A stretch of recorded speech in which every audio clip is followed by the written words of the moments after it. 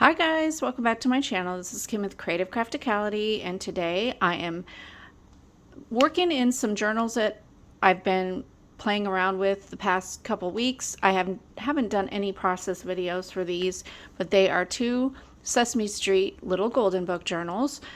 I'm doing like a series of 80s themed journals. So I'm making these. I'm also in the process of making Hello Kitty journals, of which I haven't done any process videos for those either. So they'll just be coming up soon, and I'll have a flip through of those. But today I wanted to show you my progress on these. I'm not going to do a flip through of the books, but just wanted to show you I've done this so far. I haven't done the tassel or put the tassel on yet. I did make the tassels. So this is the tassel that I made for both of them. I have two of them made, and the one for the big bird, I added more reds and yellow, but I also add some blues in there as well, and the rainbow dots, and then this really fun vintage kids ribbon. But what I wanted to show you how to do today is to make an easy bead charm to go on your tassel, or you could attach it to the side of the book on the ribbon. Just endless ways, but this I thought was super cute, and it's using the beads that you can find at the Dollar Tree. So they have a set of the multicolored alphabet beads, and then all the little wood beads. Sometimes they have the square like these, or sometimes they have the circular ones. I happen to have these in my stash already, but I did pick those up at the Dollar Tree. So yeah, be sure to subscribe to my channel, and over on Instagram I'll post when I do the flip throughs, and have these up in my Etsy shop coming soon. So let's get into how to make an easy bead charm dangle. What you will need is, of course, your beads. So I'm going to come in a little bit closer here so you can see it easier. I have 4 different colored beads here. They are the wood ones, and then I have an A, B, and C alphabet ones, and I tried to choose 3 different colors. So I have orange, green, and blue. And then I have a lobster clasp. And then I have this ring, and I think it's a 1/4 inch ring. It's a jump ring. And then I have a piece about a little longer than a foot long of some white waxed thread. And then you'll also need, I used a poker or a paper piercer, and you'll see why that I have that. And then I have 2 needle nose pliers. These are just ones I have for my jewelry making supplies. So what you want to do is take your thread and pick one of the colors of the beads, and I'm going to pick the red one, and then you're going to put the thread through just one end, put it through the hole, and you're going to pull it all the way so that you have an even amount of the thread on both sides, and just put that bead into the middle like that. Now that's the bottom of your charm. You're going to take the 2 ends at the top and feed through one of your letter beads. So I'm going to use the C, and that'll go down there.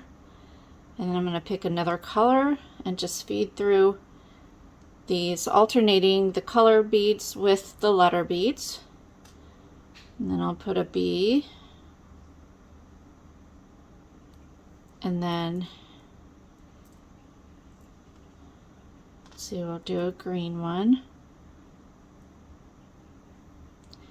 And because you're having to feed 2 pieces of your thread through, It's easier to use this wax thread because it's stiffer. And even that sometimes gets a little caught in your bead, just like this one. But eventually you can get it through. Let's see, I think I've only got one end through there.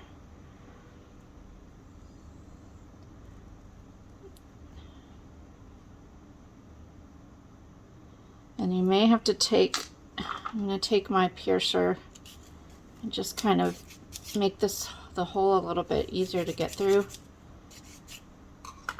I think that's good.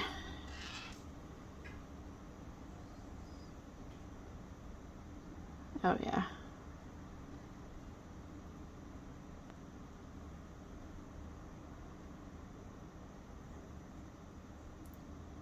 I think.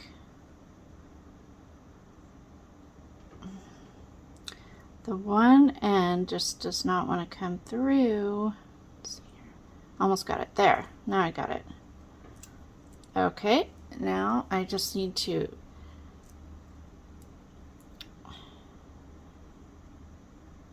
add in my A.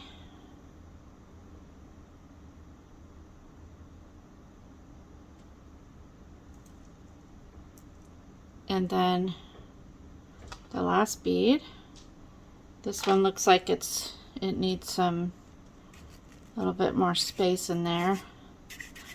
This paper piercer kind of has a rough edge on it, so it kind of works well for this. There is another reason why we're going to use that later. I'll show you that.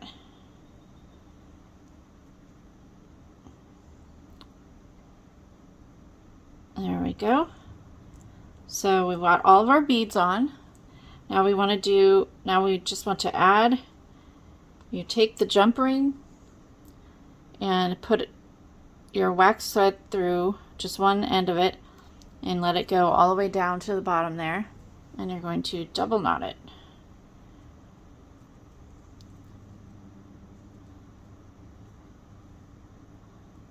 Just do it nice and tight.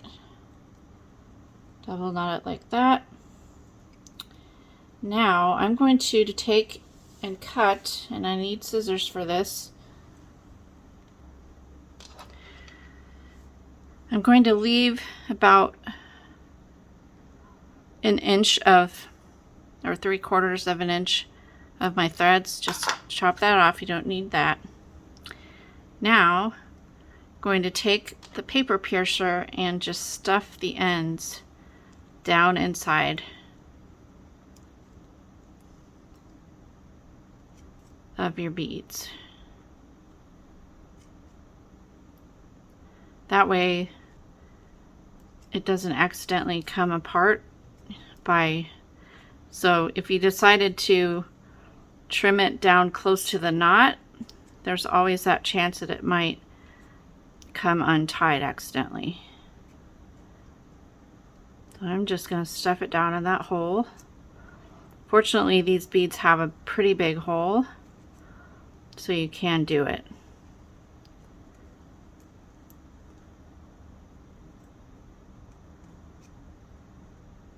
It just takes a little bit of time. Not too much, but you just have to catch the thread with the end of the paper piercer and just poke it down in there. This one doesn't want to go down as well.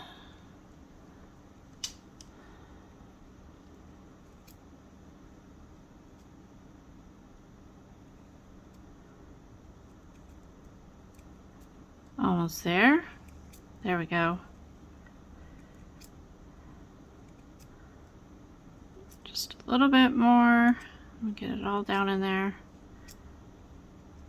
All right, got it all there. So now what we want to do is open up the jump ring. You want to move it so that the opening of the jump ring is at the top, so you don't risk it falling off your thread there. And we're going to take our two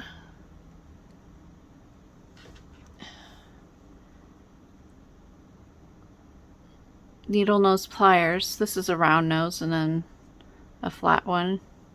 Pull it apart enough so that you can put the hole of your jump ring onto, or not the jump ring, but the lobster clasp on there, and then just go ahead and close it up.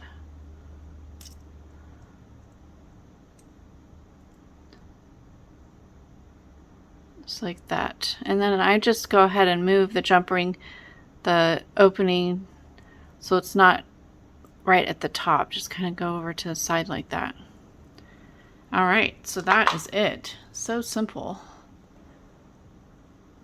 So then you can just add it to the tassel like I did this one here. And then now I'm just going to add, let's see, this is, the yellow is for my Big Bird book. So I already have a hole on the side of my journal in the spine. And I'm just going to add this tassel. I have these, the tassels are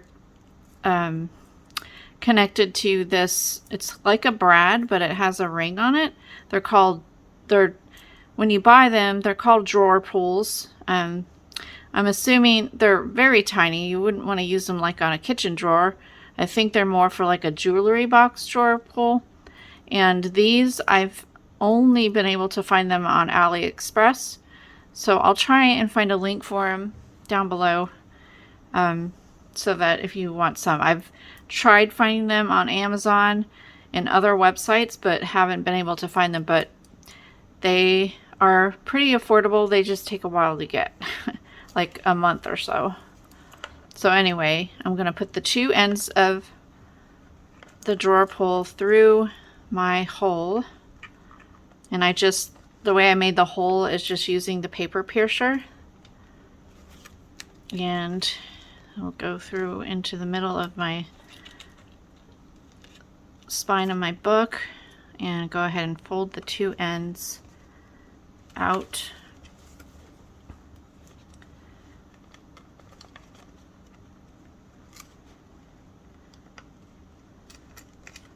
So that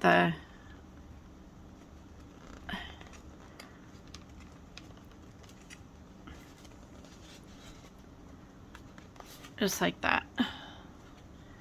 So this is a little long here, so I think I may go and see if I can trim this with my pliers. Cut part of it off there. Nope. Thought these had a little cutting edge. I'll have to use my